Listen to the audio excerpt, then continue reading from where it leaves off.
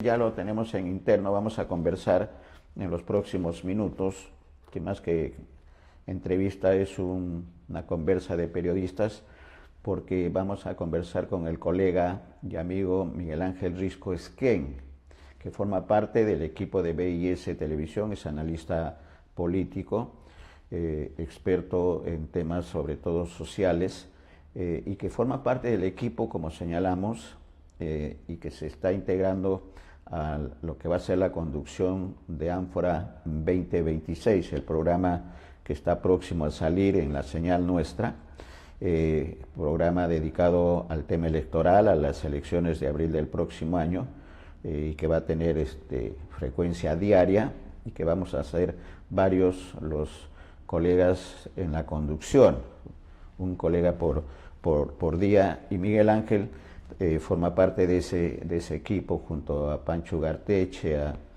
y a Luis Deza, quien habla, y una colega que también está confirmando en las próximas horas su participación.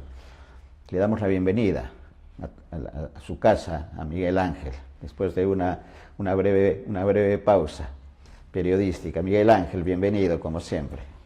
¿Cómo estás, Néstor? Qué gusto de saludarte y poder nuevamente participar junto con varios colegas y por supuesto contigo en la conducción en Abriendo Puertas y muy pronto en Ánfora 2026. Siempre es agradable poder conversar sobre diferentes temas y más aún ahora que estamos ya calentando la Doctores. carrera electoral, así como también viendo si efectivamente legitima su poder este gobierno transitorio que preside José Gil.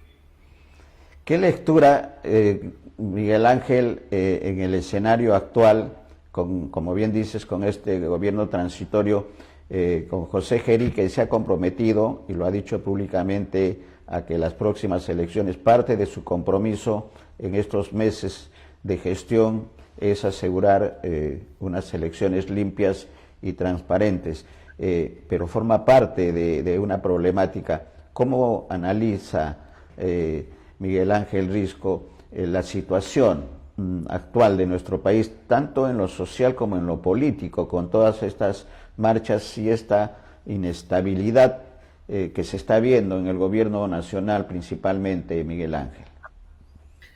Obviamente es una situación muy particular que estamos viviendo actualmente en nuestro país. Una inestabilidad, como bien sabes, sin precedentes, Néstor, y más aún cuando tú mismo has leído el titular, la nota principal del Comercio, que indica pues que hay 169 ministros en 4 años, pero también son 7 presidentes en 9 años. Entonces hay una suerte de volatilidad en el poder que no permite que un país como el nuestro, con ingentes recursos naturales, bendecido por nuestro creador, no pueda surgir como se supone lo han logrado otros países de diferentes lugares del mundo cuando han partido en similitud de condiciones. Y fíjate, la situación es que tenemos un presidente bastante joven, que por supuesto a la hora que ha asumido la presidencia de la República, después de pasar siguiendo la sucesión constitucional como presidente del Congreso tras la vacancia de Dina Boluarte, en una situación de gestos iniciales, ¿no? Y de show mediático. Pero digamos, eso alcanza, contribuye a construir una imagen de protagonismo e histrionismo, pero no alcanza para construir, digamos, una reputación y una legitimidad en el poder. Con tantas protestas en las calles, tanto descontento popular, tanto descontento de todos los sectores, definitivamente se requiere ya la madurez del político encabezando la presidencia de la República. Creo que, por supuesto, hoy día puede estar marcando la diferencia cuando ha convocado a todos los sectores políticos e instituciones y los poderes del Estado que integran el Acuerdo Nacional. El Acuerdo Nacional es un foro político, un foro de debate en donde hasta ahora se han aprobado 35 políticas de Estado. El asunto es que generalmente, si tú revisas las políticas de Estado que ejercen cada uno de los gobiernos que son elegidos por el pueblo y que los presidentes son cambiados cada, cada año o cada 7, 8 meses, entonces tenemos que hay una inestabilidad tremenda. Pero estas políticas de Estado generalmente son ninguneadas también por las propias políticas que establece cada uno de los gobiernos. Entonces, este acuerdo nacional, por supuesto, es importante si efectivamente los gobiernos que son designados por el voto popular cumplen estas decisiones. De lo contrario, es un documento que no sirve para nada y solo para el archivo. Pero en todo caso, la importancia hoy es que estamos en un gobierno de transición que necesita el apoyo de todos los poderes públicos y ojalá que los consiga, así que también el consenso de todos los partidos. Fíjate la iniciativa también que ha tenido en este caso Ernesto Álvarez, el presidente del Consejo de Ministros, que antes de esperar que sea citado, él ha solicitado al Congreso de la República que sean citados él y los integrantes del gabinete ministerial para dar a conocer las políticas de Estado que irán a regir este gobierno transitorio. Y está pidiendo una sesión especial para el día miércoles 22 a las 4 de la tarde. Es importante, sumamente importante, Néstor, porque de acuerdo a la Constitución Política, en el artículo 130, y permíteme que lo lea, dice lo siguiente: dentro de los 30 días de haber asumido sus funciones, el presidente del Consejo concurre al Congreso en compañía de los demás ministros para exponer y debatir la política general del gobierno y las principales medidas que requiere su gestión. Plantea al efecto cuestión de confianza. Si el Congreso no está reunido, el presidente de la República convoca a legislatura extraordinaria. Entiendo que hay sectores políticos dentro del Congreso que quisieran la vacancia nuevamente de este presidente transitorio como es José Gerí, pero sin embargo hay un tema también, una camisa de fuerza que permite que el gobierno en este caso continúe hacia adelante, porque sabemos que en el último año de gobierno, dice, no puede disolverse el Congreso en el último año de su mandato. ¿Qué quiere decir esto? Que de todas maneras los congresistas van a tener que alinearse sí o sí, porque de todas maneras este gobierno transitorio va a tener que culminar su mandato el próximo julio de 2026. De modo que ojalá que las políticas que plantee el gabinete Ernesto Álvarez sean las que está esperando la población y especialmente este grupo de descontentos como es la generación Z y otros tantos que se han sumado en los últimos años a esta lucha antisistema y que definitivamente reclaman muchas cosas que son viables. Por ejemplo, la derogación de la ley de procrimen, que fueron aprobados justamente durante el mandato de Dina Boluarte, pero por un congreso que era presidido también recientemente por Gerí. La ley de las AFP que afecta a los jóvenes, porque en realidad les confisca sus magros sueldos, ¿no? Y el otro tema es que requiere todo el mundo mano dura contra el crimen organizado. Si bien es cierto, hace poco se ha promulgado la ley 32446 que da cadena perpetua a los extorsionadores, sicarios y secuestradores, es importante también complementar con otras medidas que tiene que ejecutar el Poder Ejecutivo. Que ojalá, definitivamente, deseamos el mayor de los suertes y pedimos que el Señor bendiga, pues, con inteligencia y sabiduría a este joven gobernante. Pero el asunto es que también todos tenemos que ponernos los pantalones largos para contribuir, no solamente con juzgar y críticas, sino también con propuestas. Correcto, sí, esa es una lectura real, Miguel Ángel, que el punto de quiebre, en todo caso, lo que está esperando la ciudadanía, como bien señalas, son acciones concretas y puntuales con respecto a la situación de la inseguridad, con el tema de la corrupción, que eso no está siendo sintonizado, apreciamos esa lectura, que quisiéramos tu opinión, que no está siendo apreciado en su total extensión el reclamo de la población, el hartazgo de la población, y el punto de quiebre, como bien señalas, pues, va a ser definitivamente la presentación del gabinete Álvarez en estos días, el día miércoles, como se está señalando. Pero eso va a satisfacer las expectativas de la población. Tendremos que esperar al miércoles en todo caso, porque no hay hasta el momento, salvo mejor opinión, Miguel Ángel, algunos indicadores, algunos indicios que señalen que va a haber un cambio total de la política con respecto al tema de la corrupción, por hablar uno de los temas, y el tema de la criminalidad. No se ha hablado de la revisión de las 14 o 15 leyes que se han dado que son pro crimen y que lo han comentado especialistas en el tema. ¿Qué esperar entonces? ¿Puede haber un punto de quiebre con expectativa y optimismo en la presentación del gabinete Álvarez en el Congreso, Miguel Ángel? Todos quisiéramos que así sea, Néstor, pero no solamente compete al Poder Ejecutivo al primer nivel, digamos, al nivel nacional, sino también el gran descontento se produce en los departamentos, en las regiones, en las provincias. Hay gobiernos regionales, por supuesto, que están, digamos, sumergidos en una situación de corrupción tremenda. El caso de La Libertad es, por supuesto, de lo más clamoroso de lo que está ocurriendo en nuestro país.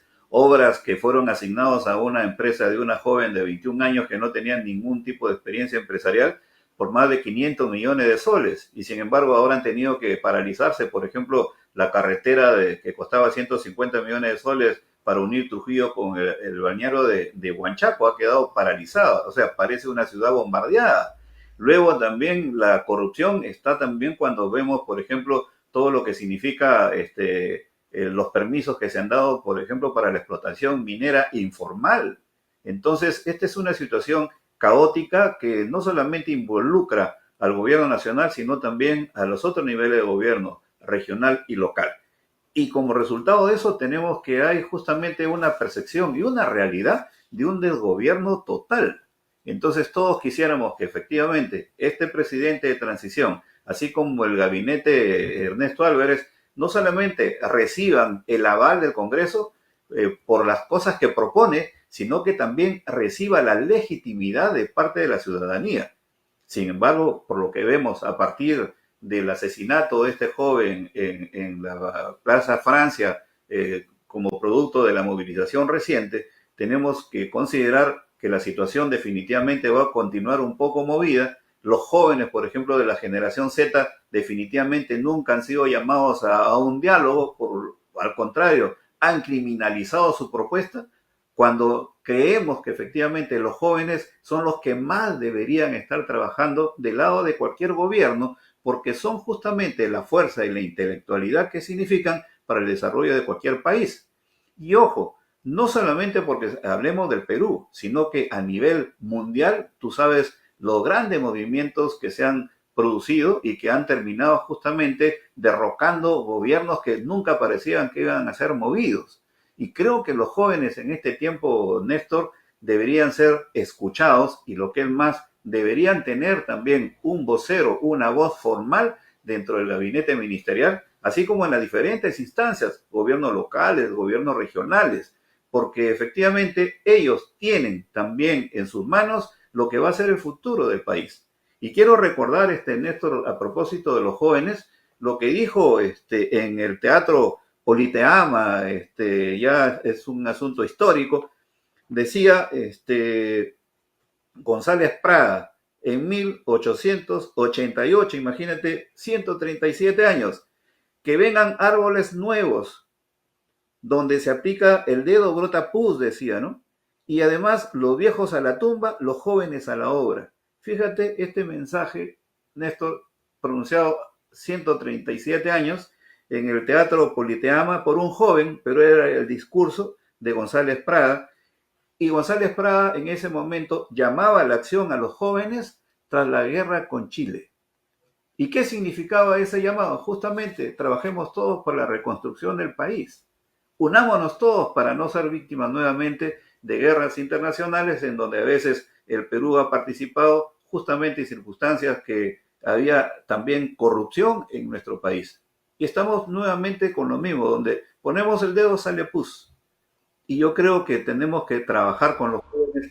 No sé, habría que pensar si la Secretaría Nacional de Juventud, que pertenece ahora al Ministerio de Educación, debe pasar como viceministerio, como secretaría a la presidencia del Consejo de Ministros, donde se le dé una mayor responsabilidad a esa instancia para trabajar directamente con los jóvenes universitarios, los jóvenes sin estudio, los jóvenes sin empleo, a través del voluntariado, a través de cursos de liderazgo, a través justamente de asignarles mayor responsabilidad.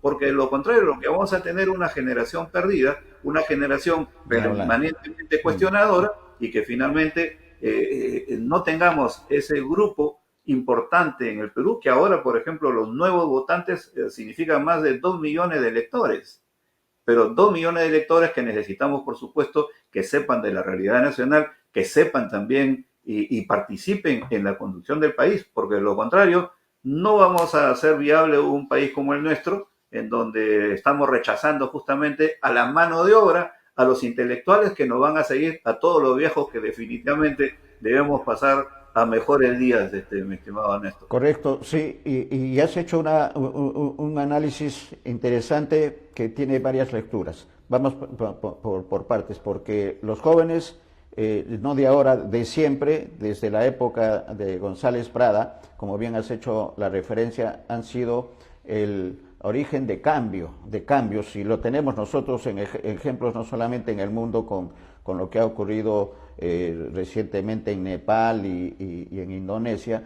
sino también en el caso nuestro del 79, 78 con la Junta Militar de Gobierno, segundo con el tema del terrorismo en la que también los jóvenes tuvieron una participación importante, pero no están teniendo la atención debida primero del presidente de la República, que como bien dices debió convocarlos. El presidente del Consejo de Ministros tendrá esa apertura para los jóvenes y escucharlos en sus reclamos actuales. Segundo actor importante, la presidencia del Consejo de Ministros. Y tercero, el tema del acuerdo nacional, un acuerdo nacional que no ha dado talla. Y no hablamos de la institución, sino hablamos de quienes manejan la institución, que no están a la altura de las circunstancias. Y un cuarto actor, Miguel Ángel, para el análisis, que son los candidatos presidenciales del próximo año. Ninguno se ha manifestado, y no es que participen en las marchas, que han sido además expectorados con toda razón, sino qué están haciendo para opinar y para buscar conversar con los chicos y canalizar las iniciativas y el fastidio que tienen con respecto a la situación actual de corrupción, de inestabilidad en la parte de seguridad ciudadana. ¿Cómo encauzar que todos estos actores, Presidente de la República, Presidencia del Consejo de Ministros, Acuerdo Nacional y los candidatos presidenciales puedan escuchar y canalizar los reclamos de los jóvenes en este momento, Miguel Ángel? Hay varios temas en donde se ratifica el ninguneo a los jóvenes, Néstor. Fíjate, para empezar, la Secretaría Nacional de Juventud fue creada, quizás nombraron a diferentes personajes, pero por ejemplo un reciente episodio que he sido informado, antes de que vaquen a Dina Boluarte, convocan a una reunión de trabajo con más o menos 90 funcionarios en la presidencia del Consejo de Ministros para poner en marcha un plan de voluntariado. La secretaria nacional de Juventud no llegó nunca. Y por supuesto tuvieron que empezar la reunión y seguir adelante. Bueno, a los 3 o 4 días vacaron a Dina Boluarte. Pero esto es justamente la falta de sensibilidad social para tratar temas tan fundamentales para el país. Fíjate, entre los jóvenes y las mujeres más o menos representan el 51-52% del electorado nacional. ¿Eso qué significa? Que tienen el poder de elegir. Pero si las instancias del gobierno local, gobierno regional y gobierno nacional no le dan importancia, definitivamente vamos a tener siempre una población totalmente desconectada de las acciones gubernamentales, que de todas maneras redundan en ellos. La otra cosa, por ejemplo, ¿cuáles son los incentivos que se le ofrece a los jóvenes para participar en la cosa pública? Ninguno. Hay programas de voluntariado y que se pueden copiar de cualquier otro lugar de América Latina. Hay trabajos de voluntarios que pueden ser remunerados, definitivamente pueden servir de mucho. Además, también a través del deporte. El deporte no puede estar, digamos, ninguneado tampoco y escatimando todos los recursos que necesitan para brillar en cualquiera de las disciplinas.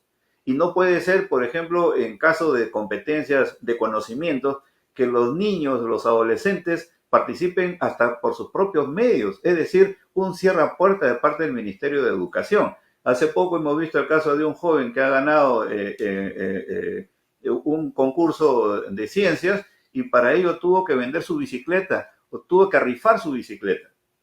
O sea, ya es el colmo al que hemos llegado, el ninguneo total a los adolescentes, a los jóvenes. Y yo creo que en este caso, por ejemplo, también, si tú lees los idearios de los 43 partidos políticos que han ingresado a inscribirse al sistema electoral, seguramente que todos adolecen de ese acápite de fortalecimiento de la fuerza juvenil en el Perú. Entonces, si es así, ¿qué futuro esperamos de los jóvenes cuando todo el tiempo van a expresar su descontento porque nunca les convocan a una participación? Y fíjate, como tú muy bien has dicho, recordando, por ejemplo, la época del gobierno militar, sí, hubo grandes protestas, pero también hubo grandes manifestaciones durante el gobierno de Fujimori, que justamente también labraron la caída del gobierno de Alberto Fujimori. Y sin embargo, si tú te das cuenta y comienzas a revisar quiénes fueron los líderes de esa época, líderes efímeros. Sus protestas, dirigidos por un buen grupo de jóvenes destacados en las universidades, jóvenes líderes en el campo y en la ciudad, no tenemos ninguno de ellos, salvo que me equivoque y tú me puedas rectificar, que hayan salido justamente de esas marchas a dirigir, por ejemplo, una alcaldía, a dirigir un gobierno regional o ser integrante del Congreso. No hay ninguno. ¿Y por qué? Porque justamente sus reclamos, bien, fueron justos, pero efímeros. Entonces, ¿por qué? Porque nunca el Estado trata de trabajar y atraer justamente para sí a todos estos grupos juveniles que, por supuesto, en este tiempo, con el apoyo de las redes sociales, están mucho más enterados de la cosa pública, mucho más enterados de lo que pasa tanto aquí en el Perú como en el mundo entero y, por supuesto, se ponen de acuerdo a través de las redes para tomar decisiones como lo han estado haciendo. O sea, si decimos que son manipulados por la izquierda caviar o son manipulados por la izquierda radical, estamos yendo por un sesgo totalmente equivocado, porque aquí entran de todo. Lo que sí probablemente no están participando en este tipo de movimientos son aquellos jóvenes que integran, por ejemplo, las iglesias evangélicas, donde sí, por supuesto, se ponen de acuerdo porque son unos estrategas y unos participantes permanentes en las movilizaciones pro vida. Pero también en las iglesias evangélicas, los jóvenes, por ejemplo, trabajan con otro tipo de valores y, por supuesto, también son muy solidarios trabajando, por ejemplo, a favor de la sociedad, inclusive yendo a predicar y trabajar con los presos en las diferentes cárceles del país, así como también, por ejemplo, construir hasta techo propio en algunas comunidades donde son convocados, sabiendo las necesidades que están pasando en cada una de esas poblaciones. Seguramente ahora, por ejemplo, en el caso del incendio reciente en Pamplona, con toda seguridad están trabajando también los representantes de algunas iglesias evangélicas. Pero ¿quién los llama? ¿Y quién los une con los otros sectores? Es decir, creo que es necesario que inclusive cada año, ahora que se realiza el CADE, esta conferencia anual de ejecutivos, también deberían considerarse como aspecto fundamental qué hacer con los jóvenes. Y tú le preguntas seguramente ahora a los candidatos presidenciales y ninguno tiene una propuesta clara qué hacer con ellos. Todos están acusándolos que son manipulados, todos están acusándolos que son antisistemas, todos están acusándolos que son violentos. Pero creo que hay una responsabilidad que no lo estamos asumiendo, que es tenemos que convocarlos y trabajar con ellos bajo responsabilidad absoluta de quien en este momento nos gobierna, como es José Gerí, así como también el Congreso de la República y los demás estamentos del Estado. Creo que esto es lo que debemos trabajar, Néstor, inmediatamente. Totalmente de acuerdo, que lo real es que los jóvenes de hoy y de siempre van a reclamar atención, pero en este escenario actual con mayor razón, porque han sido ninguneados, pues, y en todo caso finalmente son señalados como que buscan la desestabilización del gobierno o que están en contra de las fuerzas policiales que es analizar, Miguel Ángel y amigos televidentes, que es analizar la consecuencia, pero no el origen, que es la desatención de los jóvenes por parte de todas las instancias que tienen que trabajar, y ahí hay una gran responsabilidad para el comentario, Miguel Ángel, de los partidos políticos. Y no estoy hablando solamente de los 43 candidatos que tampoco están señalando alguna acción real y efectiva con respecto a los reclamos de los jóvenes, sino que ya esto viene de hace 20 años y quizás un poco más de la crisis de los partidos políticos actuales que están en el Congreso de la República y que, de acuerdo a lo que señalan los jóvenes en estas manifestaciones de los últimos meses, señalan que van a ser castigados en las urnas, y seguramente eso va a ocurrir, pero en la esencia los jóvenes tienen que tener participación de alguna manera para que no se quede, como bien decías, en aquellos que iniciaron movilizaciones, la última contra Fujimori, por ejemplo, que determinó su renuncia vía fax, que se perdieron esas iniciativas, y creo que los partidos políticos tienen que hacer una reingeniería para salir de la crisis actual. Lo cierto es que los jóvenes van a estar siempre reclamando, y mientras no hayan muestras reales de rectificación de cómo se está manejando en lo político, en lo social nuestro país, los reclamos van a continuar, Miguel Ángel. Correcto. Así es, fíjate, los reclamos van a continuar de todas maneras, Néstor, porque el cuadro, el escenario que estamos viendo para los jóvenes también es muy complejo. ¿Quiénes son las principales víctimas, por ejemplo, de los asaltos en las calles, de la violencia en las calles? Los jóvenes. Salen de la universidad y efectivamente son asaltados por delincuentes, les arrebatan sus celulares, les roban sus mochilas, etcétera. Pero también ellos son conscientes de que tanto su familia, sus padres, los negocios de sus padres, son víctimas también de esta tremenda ola de violencia por el crimen organizado. Entonces, imagínate, 13.385 denuncias por extorsión entre enero y agosto del presente año, con un promedio de 75 denuncias diarias. Homicidios, la tasa pasó de 3.5 en el 2019 a 6.1 en el 2024. Fíjate, 1.684 casos en 2025 hasta octubre. 209 asesinatos solo en agosto de 2025, que fue el mes más violento del presente año. Y ojo, 46 conductores de transportes asesinados en Lima y Callao. Luego, ¿qué hacemos con estos jóvenes? Así como con toda la familia del Perú, pero especialmente al dirigirnos a este segmento poblacional tan amplio como es la juventud. Entonces sí exigimos a los partidos políticos, a los candidatos, que efectivamente moderen o en todo caso orienten su plan de gobierno justamente a atender esta situación que reclaman efectivamente los jóvenes. Están hartos de la forma como se viene gobernando el Perú, sobre todo por esta explosión de la corrupción. Como bien dice la Contraloría General de la República, fíjate, más de 25.000 millones de soles al año se pierde en corrupción. Entonces, la verdad es que tenemos que mirar al Perú desde otro punto de vista y tenemos que recordar a González Prada: viejos a la tumba, jóvenes a la obra. ¿Qué significa? Que debemos comenzar a trabajar desde ahora y sobre todo para saber conducir a nuestros jóvenes, obviamente para lograr el desarrollo nacional que todos anhelamos. Un plan al 2030, al 2050, pero tenemos que crear instituciones o fortalecer instituciones con recursos propios para poder trabajar directamente con este gran importante segmento nacional.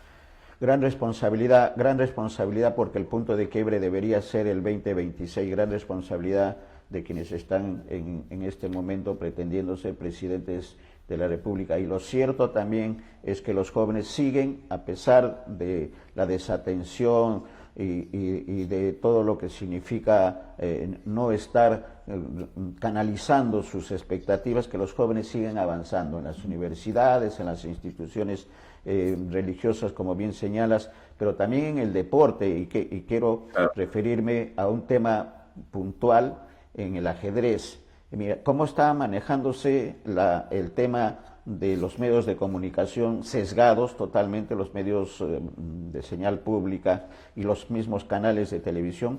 Nosotros tenemos jóvenes que son bicampeones mundiales en ajedrez.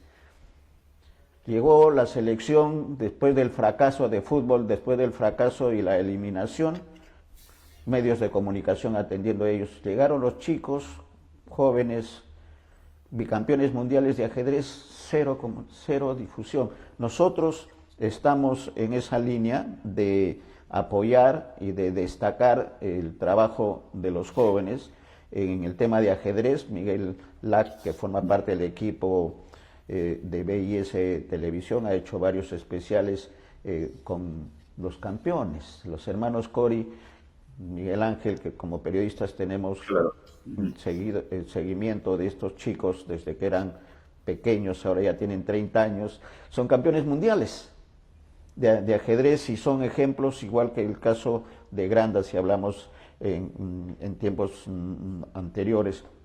De manera que esa fuente inagotable que son los jóvenes para nuestro país pueden ser el punto de quiebre y que obliguen y que están obligando de alguna manera en estos tiempos a que se les dé atención, pero que además se mejore las condiciones de vida de todos los peruanos, que creo que esa es la exigencia más importante y el mensaje de los jóvenes, Miguel Ángel. Así es correcto, Néstor. Yo creo que hay algunas expresiones que son equivocadas de parte de algunos gobernantes, de algunos líderes, inclusive de partidos, algunas autoridades, incluso policiales y algunos congresistas. Pero yo creo que la generación Z no está manipulada.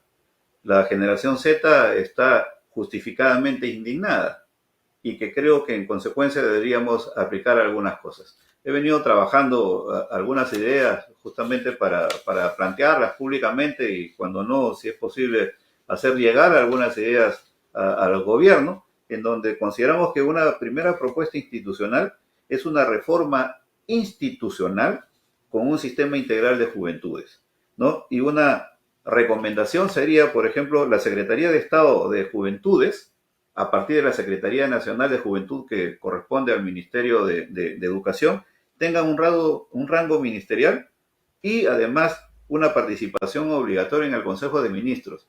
No para agregar burocracia, sino porque necesitamos que los jóvenes también se hagan responsables de la conducción del país. También un asunto importante que creemos que debe crearse un servicio cívico juvenil remunerado a nivel nacional. Puede ser con una remuneración equivalente a la remuneración mínima vital, pero que muy bien cada año le puedes crear 50.000 puestos de voluntariado a nivel nacional. Y hay muchas cosas por hacer. La mies es mucha, pero faltan manos para trabajar. Entonces, fíjate, también una participación territorial a través de los consejos distritales, los consejos provinciales y los gobiernos regionales. También hay tanta necesidad para labores, por ejemplo, de educación, para labores deportivas, para asuntos sociales. Y el otro tema es inclusión laboral y emprendimiento. Hay temas que solamente hemos estado viendo, por ejemplo, en el caso del CECIGRA, en el tema del Ministerio de Salud, pero también pueden hacerse similares cosas en otras especialidades, ingeniería, agronomía, etcétera. Luego, hay un tema fundamental, Néstor. Hace poco he tenido, por ejemplo, conocimiento de un caso realmente muy triste, pero que finalmente terminó con una suerte, entre comillas, de un final feliz. Un joven desapareció de su casa y finalmente fue encontrado a 500 kilómetros fuera de Lima.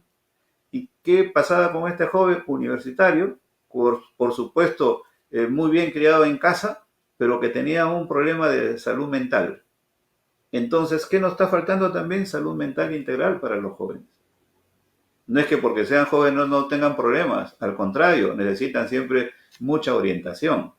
Entonces, creo que es necesario también tener un programa de salud mental integral que atienda a los jóvenes, así como a todas las familias. Este es un asunto que carecemos acá actualmente en nuestro país. Y sin embargo, los riesgos que recibimos cada día son tremendamente complejos. De modo que considero que es importante que se tenga también un programa especial que alcance tanto a los jóvenes que están estudiando en institutos o en universidades, así como a aquellos que están trabajando en diferentes lugares o que también son parte de los nini, ni estudian ni trabajan.